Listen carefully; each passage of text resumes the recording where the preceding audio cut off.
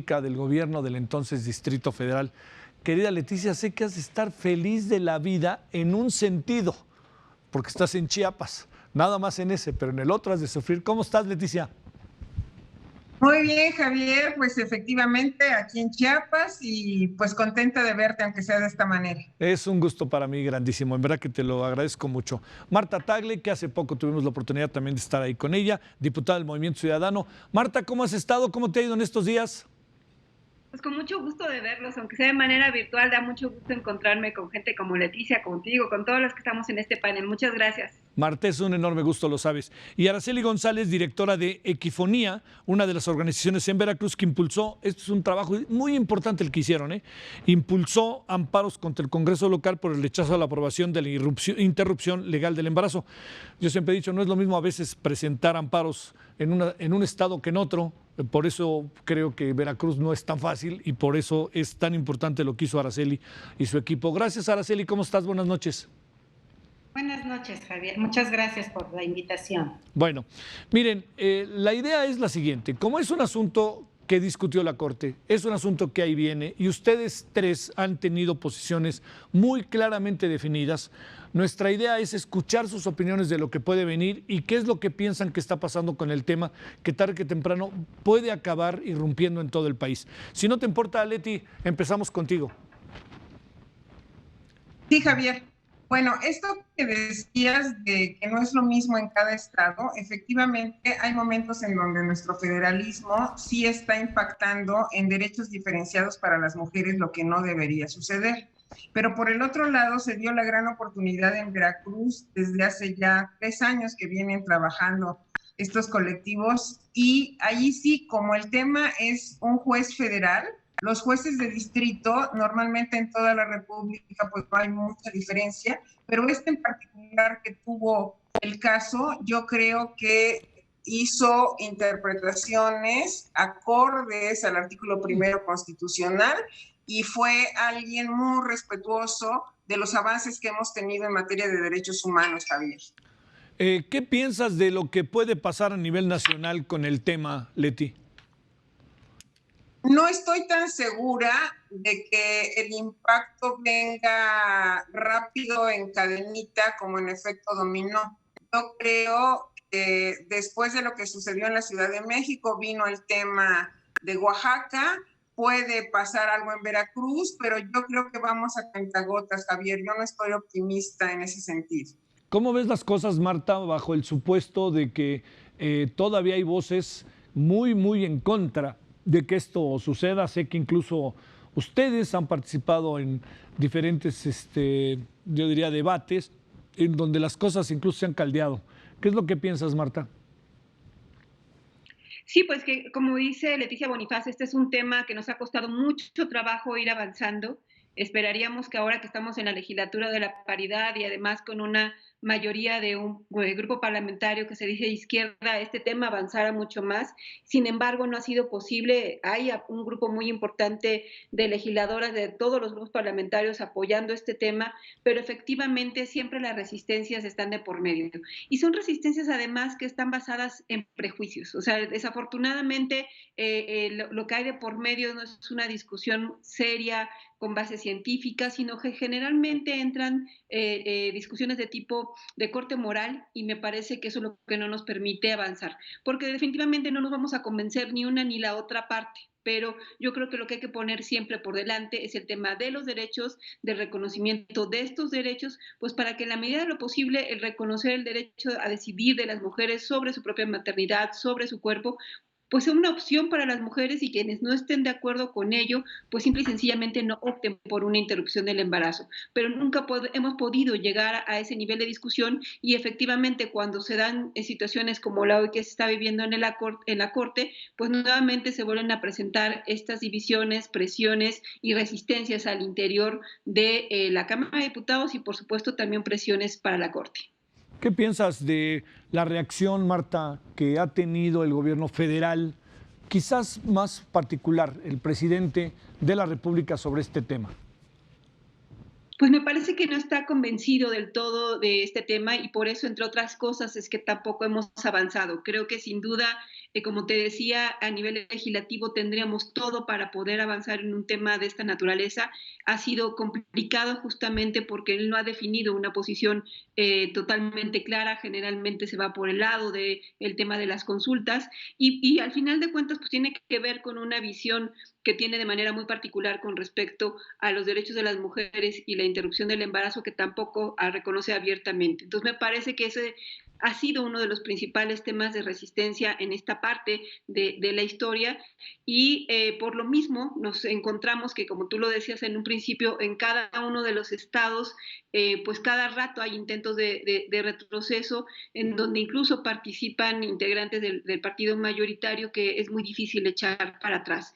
¿Por qué? Porque además recordemos que la alianza con la que llegó Morena incluía una parte muy radical, que es la del Partido Encuentro Social, que si bien ya no tiene registro a nivel nacional, sigue siendo una posición cerca de él, con una también de manera muy clara en contra del derecho a decidir de las mujeres, y que esto sin duda tiene una afectación en las decisiones que se tienen a nivel de los congresos locales y por supuesto en el federal. Y como sea, Marta, pues gobiernan Morelos, ¿no? Porque ahí el PES es el que colocó a Cuauhtémoc Blanco Bravo.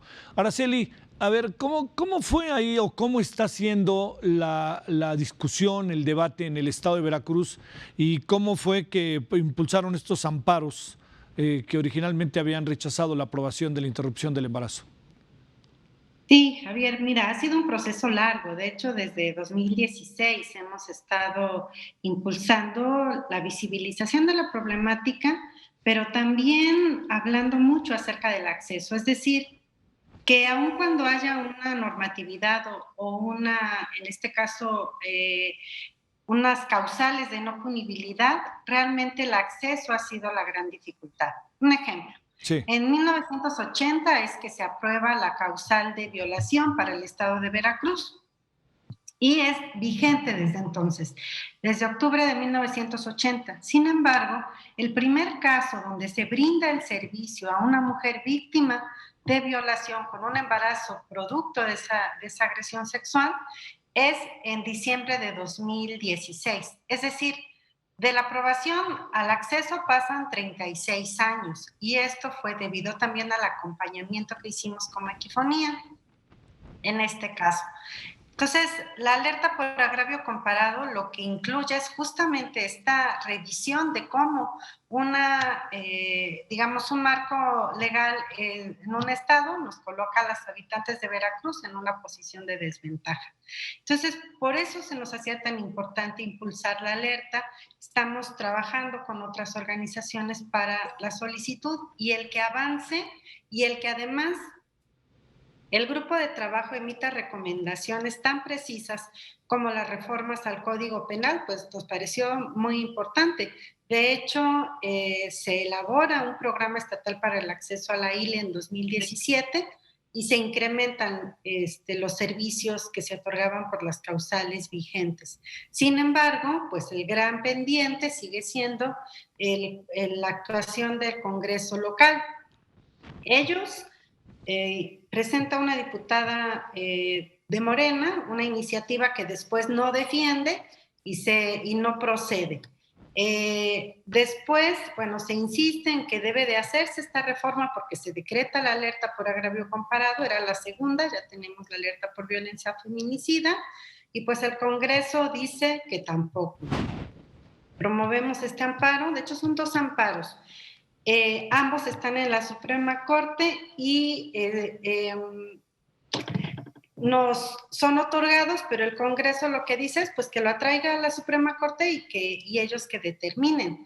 Ahora, este proyecto de resolución nos parece muy importante porque justamente establece que, considerando los tratados internacionales, los convenios ya suscritos por nuestro país, es importante que se reformen el Código Penal de acuerdo a lo establecido en el amparo que nos fue otorgado. Sin embargo, también establecen que las recomendaciones de la CONAVIN no son vinculantes y es ahí donde nos parece también preocupante lo que están planteando en este proyecto de resolución. Oye, a ver, para cerrar esta primera ronda, el gobierno del estado, el gobernador en específico, ¿Puede ser un aliado o un detractor, y más con la mayoría de Morena en el Congreso? ¿Cómo están las cosas en ese sentido? Pues es que tienen todas las condiciones para poder aprobar aún sin que se hubiera llegado a esta resolución que se va a discutir. Entonces, si no lo han hecho es porque no tienen un interés por aprobarlo y esperemos que si esta resolución resulta favorable, puedan hacerlo. El problema también es que este programa que les mencionaba, el programa de la ILE, fue interrumpido por esta administración.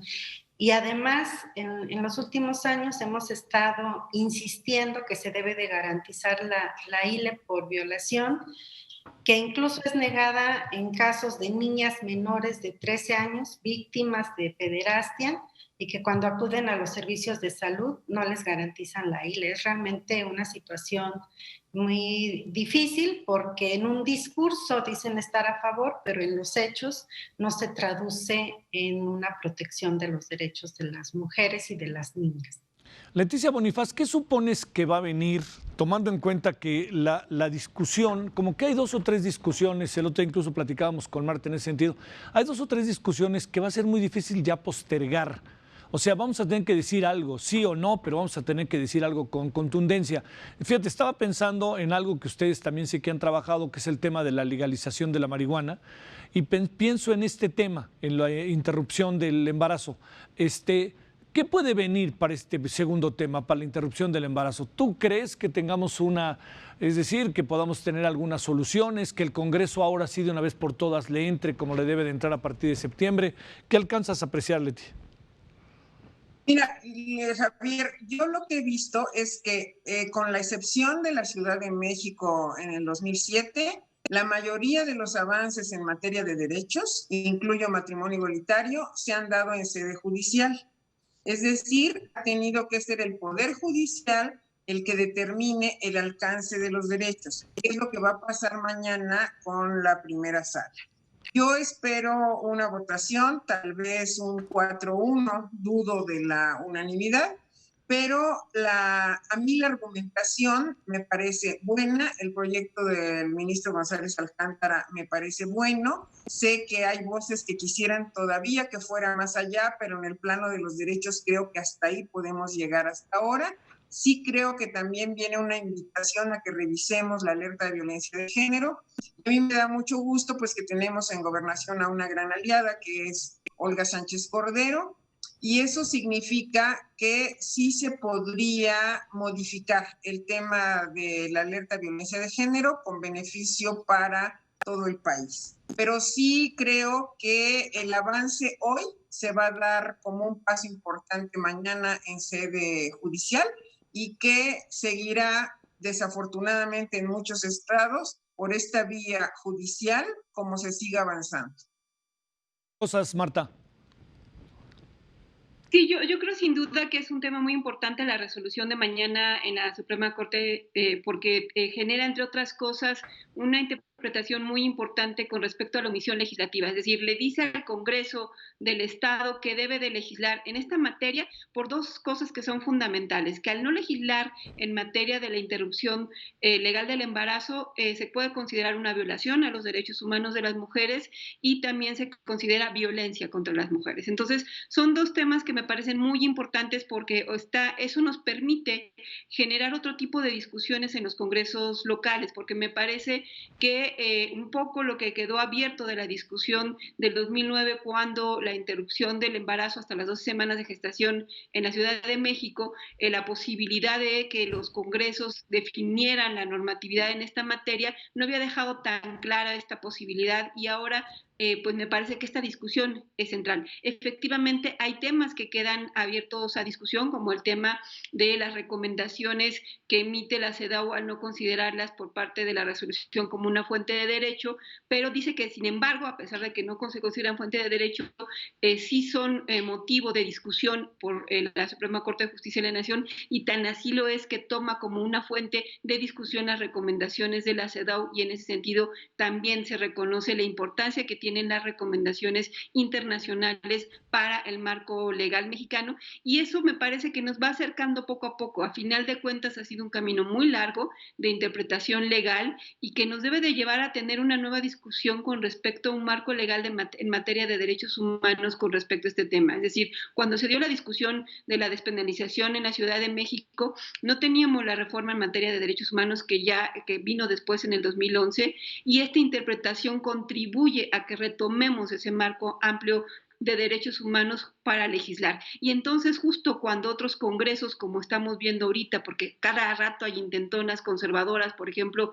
estamos viendo en varios estados el tema del PIN parental y reformas de este tipo conservador, tenemos herramientas para insistir que hay un marco de convenciones internacionales que se deben de tomar en cuenta y que no se deben de violentar por parte del Estado mexicano. Y eso me parece un tema muy importante. Creo que Leticia tiene razón en el sentido de que sí ha sido a través de resoluciones desde el Poder Judicial donde, como hemos avanzado, muchas veces decimos que es a base de sentencias que venimos avanzando en muchos temas, pero las sentencias al final terminan convirtiéndose en reformas legales, y yo creo que esto nos va a ayudar a que podamos también desde el legislativo presionar más para poder tener una interpretación diferente de las reformas que tenemos que impulsar en el Congreso a favor de los derechos humanos de las mujeres. Bueno, lo van a discutir ustedes en el Congreso, todo queda en la Corte. ¿Qué es lo que irá a pasar en los próximos meses, Pues particularmente en este tema queda en la Corte y irá al Congreso de Veracruz. Se tendrá que convertir en un tema que obligue al Congreso de Veracruz a discutir una iniciativa de reforma, porque básicamente es a lo que mandata el Congreso de Veracruz, pero creo que en la Cámara de Diputados este grupo de legisladoras muy plural que ha venido armando de manera muy consistente una iniciativa para que avancemos en el tema, tendremos herramientas legales para volver a insistir en abrir esta discusión, y que sabemos que seguramente generará divisiones al interior de la Cámara, pero tendremos que considerar las posibilidades de avanzar y si tenemos la posibilidad de tener una mayoría. ¿Por qué? Porque la razón legal nos asiste, porque si logramos que un tema de esta naturaleza avance en una aprobación en la Cámara de Diputados y por supuesto en el Senado de la República, si esto se llegara a impugnar, tenemos la razón jurídica, convencional de nuestra parte y con un marco de derechos humanos. Ojalá esto nos sirva para volver a abrir el debate en la Cámara de Diputados Federal. Por lo pronto, en el Congreso de Veracruz, sí o sí, como bien dice Leticia Bonifaz, a prueba de 4-1, van a tener que abrir esta discusión en el Congreso de Veracruz. ¿Qué esperan entonces para mañana, Araceli? Bueno, pues esperamos justo eso, que haya una resolución favorable, de modo que pueda avanzarse en las reformas en el Código Penal de nuestro Estado. Recordemos que, por ejemplo, aquí no tenemos la causal de salud, que es una de las modificaciones que se estarían promoviendo, y bueno, una serie de cambios, y lo que esperamos es justo eso, de modo que se pueda ya presentar una iniciativa de reforma con el respaldo de los diferentes grupos, y que bueno, se pueda avanzar en nuestro estado, porque es realmente muy difícil la situación, y hemos documentado, hemos vivido muy de cerca las negativas de los servicios, y que justo en estos contextos de discusión, curiosamente, se incrementan estas negativas. Entonces esperamos que haya una resolución clara, contundente, de modo que se pueda avanzar.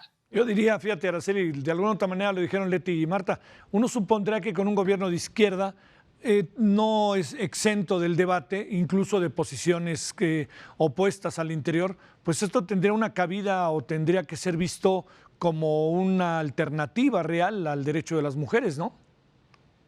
Así es, pero te diría el caso más reciente de una niña de 12 años, víctima de violencia sexual. La acompañamos para solicitar la ILE, y bueno, era ya en contexto de la pandemia, donde era una niña indígena en condiciones de pobreza extrema, y la alternativa que le daban era trasladarse más de 5 horas para poder acceder al servicio. Entonces, eso es una situación muy difícil, y por eso es que estamos pues con la esperanza puesta en esta resolución. Sí.